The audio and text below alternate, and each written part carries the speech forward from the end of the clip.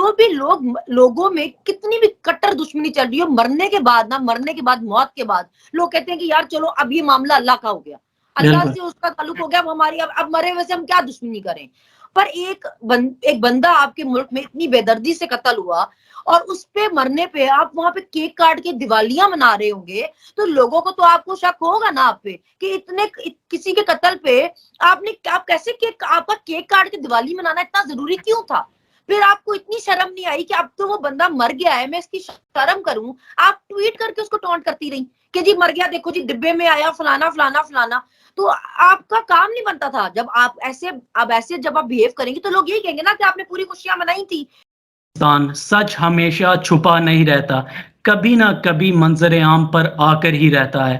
آج مسلم لیگ نون کے برطانیہ کے ترجمان سید تسنیم حیدر شاہ کی جانب سے بہت بڑا انکشاف سامنے آیا ہے کہ لندن میٹنگز کے اندر میں موجود تھا اور انہی میٹنگز میں ارشد شریف کو شہید کرنے کی اور عمران خان کو قتل کرنے کی سازش کا پلان جو ایک مسودہ تھا وہاں پہ تیار کیا گیا. سنم ویڈیو آپ نے دیکھی ہوگی، اس اعترافی بیان کے بعد کیا کہیں گے آپ اس پہ؟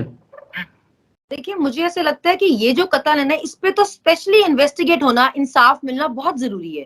5 بچوں کا باپ، اپنی ماں کا آخری بیٹا تھا وہ، اور جرنلسٹ تھا اتنا زبردست قسم کا. اس لیے صرف کہ وہ آپ کی بات سے اختلاف کرتا تھا، وہ سوال کرتا تھا، وہ جواب مانگتا تھا، آپ اس کو قتل کروا دیں گے؟ اس کا جواب تو آپ کو عوام کو ڈھونڈ کے خود دینا چاہیے، بجائے اس کے کہ کوئی اٹھ کے آ کے بتائے کہ جی میرے پاس ثبوت ہے، میرے سامنے یہ ہوا یا میرے سامنے وہ ہوا.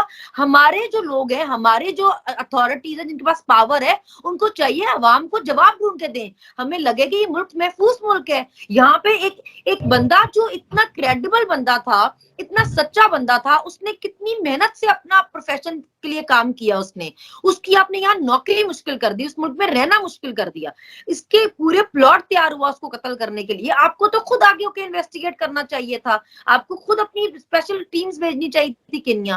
اب یہ جو محترم اٹھ کے آئے اور بیان دے رہے ہیں، ان کے لیے بھی میرا یہی ہے کہ جس وقت یہ پورا پلان بن رہا تھا تب آپ کو ضرورت محسوس نہیں ہوئی کہ آپ اس کے کسی دوست سے رابطہ کریں، اس کی فیملی کے کسی ممبر سے کسی طرح رابطہ کریں؟ اب جب اس کا قتل ہو گیا، اب آپ کو اب لگ رہا ہے بتانا ضروری کہ میں بتاؤں کہ جی یہ ان کے قتل کا پلان بنا رہے تھے اور ارشد شریف کو انہوں نے مروایا؟ وہ تو مر گیا، آپ نے پہلے کیوں نہیں اس بارے میں بتایا؟ اس بندے کو بھی آپ کریں نا شامل تفتیش، اس سے کریں نا، اس سے پوچھ گچھ کریں.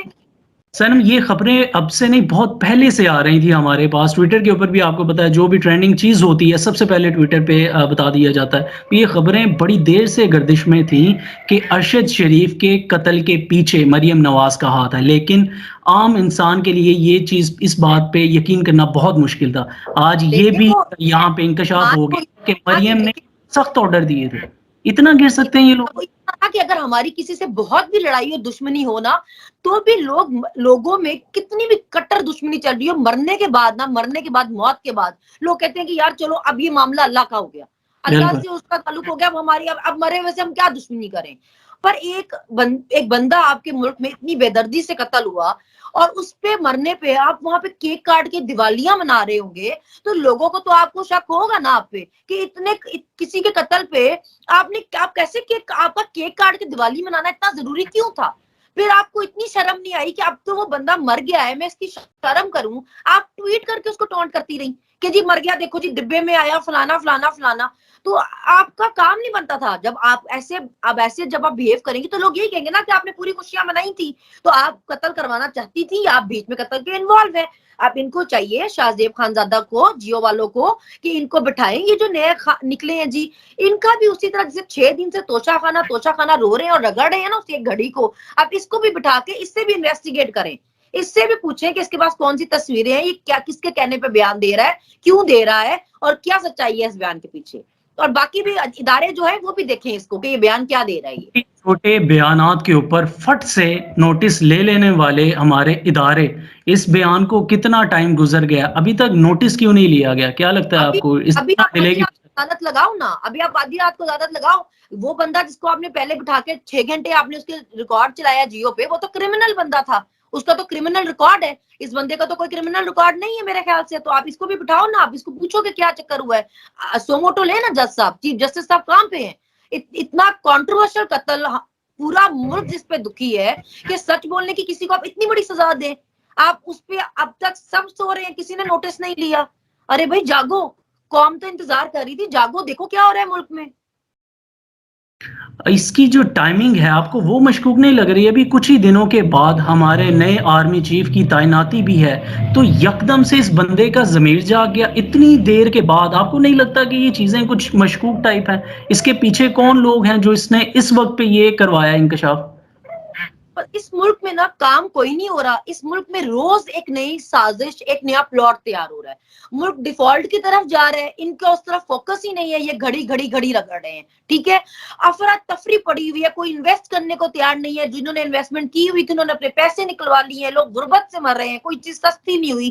ان کو پڑی ہی نہیں ہے. ان کو اپنے کیس معاف کروانے تھے, وہ انہوں نے معاف کروا لیے ہیں. اب لانے والے بھی پچھتا رہے ہیں, آنے والے بھی پچھتا رہے ہیں, کیونکہ دونوں کا ان کا کام تو ہو گیا ہے. اب افراتفری پڑی ہے ملک میں. اب مطلب ایک تعیناتی اتنی کانٹروورشل ہے, مطلب اتنا بڑا مسئلہ کیوں ہے یہ اس ملک میں؟ باقی سارے اداروں میں بھی لوگ آتے ہیں, جاتے ہیں, چلے جاتے ہیں, اتنا مسئلہ نہیں ہوتا. اسی ملک میں پتہ نہیں تماشا ہی لگ گیا ہے اس تعیناتی کا. عمران ریاض خان صاحب نے اس کے یہ جو ویڈیو ابھی ریلیز ہوئی ہے اس کے اوپر بتایا ہے کہ یہ عمران خان کے لیے ایک ٹریپ بھی ہو سکتا ہے اسٹیبلشمنٹ کی جانب سے. واقعی لگتا تو ایسے ہی ہے جیسے اتنی دیر بعد یکدم اس بندے کا ضمیر تو نہیں جاگ سکتا, اس پہ تو سارے مطمئن ہیں. تو آپ کو لگتا ہے اس بات سے اتفاق کرتے ہیں؟ یہ سارے آپس میں ایسے ہی ہوتے ہیں, ضرورت کے تحت ایک دوسرے کو استعمال کرتے ہیں. کبھی ایک کے خلاف کر لیا, کبھی دوسرے کے خلاف کر لیا. جب پلان میں جس کو چینج کرنا ہوا اس کو اٹھا کے ادھر بھیج دیا. اب فیصل واڈا کو دیکھ لیں تھوڑے دن پہلے, یہ بھی وہی حساب ہی ہے. فیصل واڈا والا آ گیا ہے. تو ایسے لوگ جو ہوتے ہیں نا وہ اسی طرح استعمال ہونے کے لیے ہوتے ہیں. جب ان کو جس چیز میں گیم میں جدھر استعمال کرنا ہو اس کو ادھر سے اٹھا کے ادھر رکھ دیا کہ جاؤ جی ان کے خلاف بول لو. تو ان کی اب لگتا ہے مجھے آپس میں لڑائیاں پڑ گئی ہیں. جو بڑی صلح صفائیوں سے آئے تھے تو میرے خیال سے ان کے آپس میں بن نہیں رہی ہے. ابھی جو لگتا ہے آپ کو کہ اگلا جو آرمی چیف آنے والا ہے, آپ کو کیا لگتا ہے کہ نام ابھی زیادہ زیر غور ہے عاصم منیر, اور ان کا نام مریم نواز پہلے سے لے چکی ہیں. آپ کو کیا لگتا ہے اگر کوئی بھی اپوائنٹ ہوتا ہے تو دوبارہ کنٹروورشل نہیں ہو جائے گا؟ دیکھیے آرمی کا مجھے لگتا ہے آرمی چیف کا انوالومنٹ ہی نہیں ہونا چاہیے کسی دن میں. وہ کون آ رہا ہے کون نہیں آ رہا, کس کی تعیناتی ہو رہی کس کی نہیں ہو رہی, وہ تو ان کا اپنا مسئلہ ہے نا. ہمارے ملک میں اتنا مسئلہ کیوں ہے یہ آرمی کو لے لے کے, ہر چیز میں ان کو گھسانے کا مسئلہ کیوں ہے؟ خان صاحب تو خود ہی کہہ چکے ہیں ان کو تو مسئلہ ہی نہیں ہے, کسی سے فرق ہی نہیں پڑتا کون آ رہا ہے کون نہیں آ رہا. مطلب وہ عوام کے سر پہ بیٹھے ہوئے ہیں. تو جو بالکل. لوگ عوام کے سر پہ ہوتے ہیں ان کو نہیں مسئلہ ہوتا کون آ رہا ہے کون جا رہا ہے. وہ بی بی کو ضرورت ہے نام دینے کی, ظاہر ہے وہ جن کے آسروں پہ آتے ہیں پھر ان کے آسروں کی ان کو فکر بھی ہوتی ہے نا کون آ رہا ہے کون جا رہا ہے. خان صاحب تو کہہ چکے ہیں ہمیں کوئی مسئلہ نہیں, ہمیں کوئی فرق نہیں پڑتا کون آ رہا ہے کون نہیں جا رہا.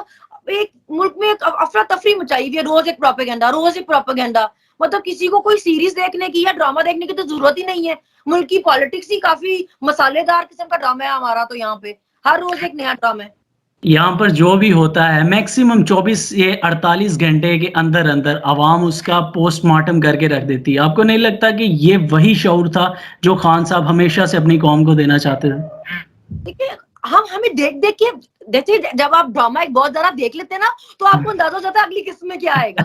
تو ایسے ہمارا نا وہ حال ہو گیا ہوا ہے. 70 سال سے یہ ڈرامے دیکھ رہے ہیں, 70 سال سے دیکھتے دیکھتے ہمیں تو اسکرپٹ رائٹر کا پتا چل گیا ہے, کیونکہ انہوں نے بہت اب سے اسکرپٹ رائٹر بدلا نہیں ہے. ہمیں پتا چل گیا آگے وہ کیا لکھنے والا ہے. تو جب وہ لکھتا وہی ہے تو پھر اس کی بینڈ تو بجے گی نا. اور سوشل میڈیا میں عوام اب تیز ہو گئی ہوئی ہے. ڈرامے نہیں بدلنے تو جی اپنا اسکرپٹ رائٹر ہی بدل لیں. رکھ لو اسکرپٹ رائٹر, اس سے اچھا تو میں ہی لکھ دوں گی فری میں. میرا کرے گی کرانا تو میرے ہاتھ میں کرا لو. آپ کے لیے یہ آ چکی ہے ایک آپشن, آپ بالکل انہیں بھی یوٹیلائز کر سکتے ہیں. Sanam thank you so much for your kind time. آپ دیکھ رہے تھے نیا پاکستان اور میں عثمان ملک. اچھا یہ ہمارا ہو گیا ادھر اینڈ. میرے چینل پہ کچھ ایشوز چل رہے تھے, الحمدللہ وہ ریزالو ہو گئے ہیں, انگیجمنٹ آنے لگی ہے. اب میں پراپرلی 3 کام شروع کرنے لگا ہوں. ٹھیک ہو گیا, ٹویٹ ریئیکٹ شروع کر رہا ہوں. اس پہ آپ اور ان کے چاہیے ہو گیا مجھے فلک کی, آئی گیس وہ ان سے میں بات کر لوں گا ابھی. اور اس کے علاوہ سوری کیا چاہیے ہوگا, ٹویٹ ریئیکٹس, مطلب میں ایک سیگمنٹ کر رہا ہوں نا. ہاں ڈیلی بیس پہ کسی نہ کسی کے تو آتے ہی رہتے ہیں, تو ایک ایکٹیو رہنے کے لیے انشاءاللہ کوشش یہی ہوگی کہ ڈیلی بیس پہ ایک ویڈیو ریلیز کی جائے ٹویٹ ریئیکٹس کی. اور ایک ہوگی ہمارے اسکائپ انٹرویوز کے, جو بھی فائنینشیل, جیسے ابھی پچھلے دنوں آئے ہوئے تھے 2 سے 3 لوگ ہیں میرے جو سوشل میڈیا پہ بڑے ایکٹیو ہے فائنینشلی, اکنامکس کو ڈیل کرتے رہتے ہیں. یہ ادھر بھی بتاتے ہیں, اکثر ٹویٹر پہ ہم اسپیسز ارینج کرتے ہیں. اور اس کے علاوہ وائرل ویڈیوز کے اوپر. تو یہ 3-4 میں نے اپنے کانٹینٹ سوچے ہوئے ہیں. انشاءاللہ 1 سے 2 دن کے اندر میں ان پہ پراپر ورک کرنے جا رہا ہوں. ٹھیک ہو گیا؟ تو ابھی کے لیے تھینک یو سو مچ. اس کے اندر کوئی کرانا ہے تو بتا دیں. ابھی میرا گلا گٹو کو ٹھیک. Thank you. اللہ اوکے حافظ. اوکے، اللہ اللہ حافظ.